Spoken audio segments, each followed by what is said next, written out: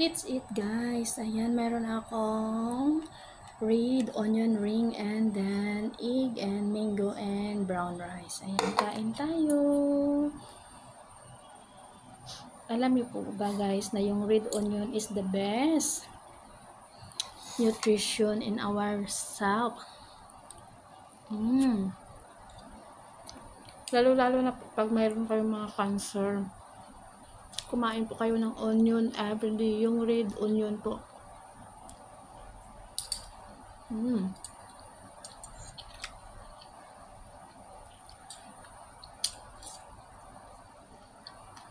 Pag uwi ko, mag-slice ako ng red onion everyday for my mother.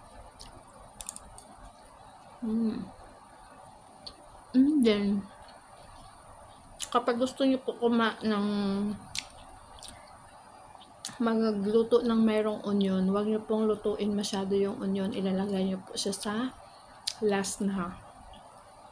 For example, luto na po yung niluluto niyo, saka niyo ilagay yung onion.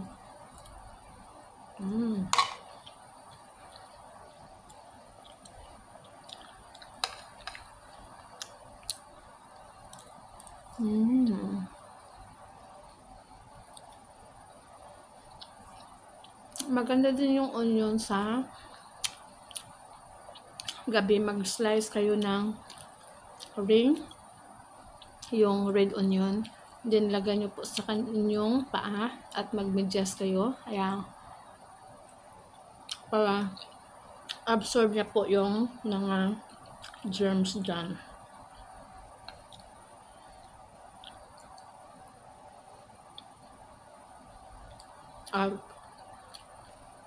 Dahil ayaw ko nang magluto ng veggie, nag-fruits na lang ako ng mango. Super sweet.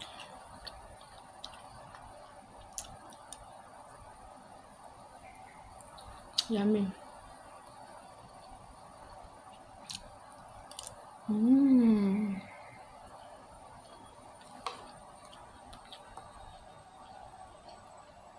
Ang sarap.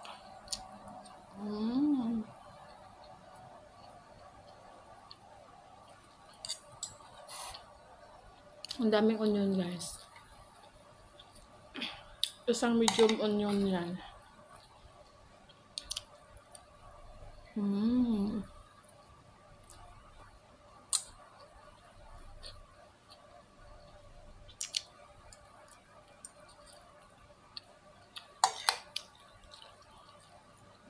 Favorito ko talaga yung mango from young.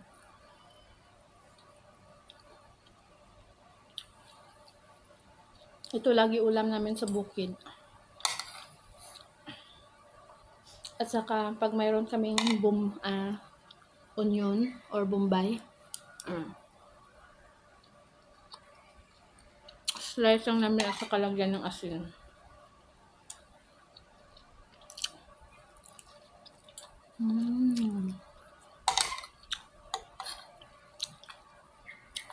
Super yummy.